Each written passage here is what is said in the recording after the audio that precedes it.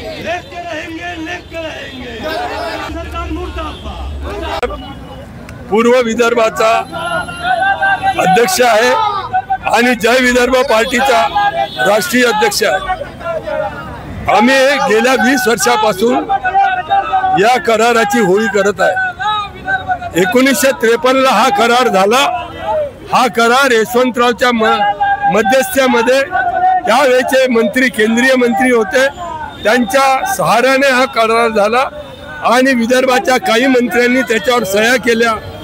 त्याच्या शेषराव वानखडे वगैरे होते, PK देशमुख होते, परंतु हा करार जो होता तो यशवंतराव चव्हाणांनी मुंबई वाचवासाठी केला। मुंबई ही गुजरातमध्ये जात होती। गुजरातचे नेते त्यावेळेस मोरारजीभाई देसाई होते आणि ते मुंबईला घेऊन चालले होते, म्हणून त्यांनी विदर्भ हा महाराष्ट्रात आणला आणि हा करार करून विदर्भाचं नुकसान केलं। 1953 मध्ये या करारामध्ये 23% म्हणजे झोन पडले होते 4। पहिला झोन पश्चिम महाराष्ट्र, मराठवाडा, विदर्भ आणि उर्वरित कोकण, हे 4 झोनमध्ये 23% आपली पॉप्युलेशन होती त्या काळात।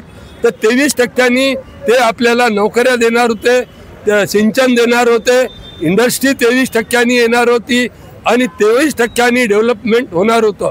पण त्यात ते न होता 8% आज नोकरी नाही। तुम्ही मोठ्या मोठ्या ऑफिसमध्ये पहा, पश्चिम महाराष्ट्राचे ऑफिसर्स आहे आपले, तुम्हाला फोर्थ क्लासमध्ये दिसतात, पोलीस शिपाई वगैरे अशा याच्यात होतात।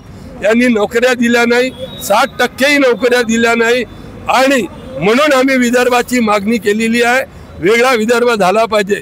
यांचं म्हणणं होतं चव्हाण साहेबाचं की बा आम्ही हुतात्मे झाले 105 मुंबईत, ते मुंबईसाठी झाले।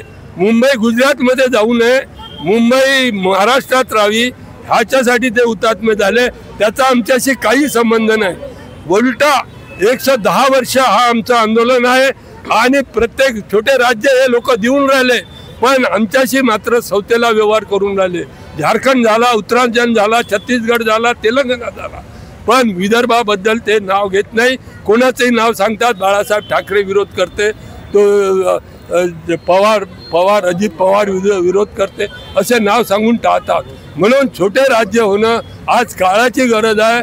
आज फार वाईट परिस्थिती आहे। चांगल्या या परिस्थितीत दिला तर ठीक, नाही तर आपलं नेपाळ व्हायला काही वेळ लागणार नाही। धन्यवाद। जय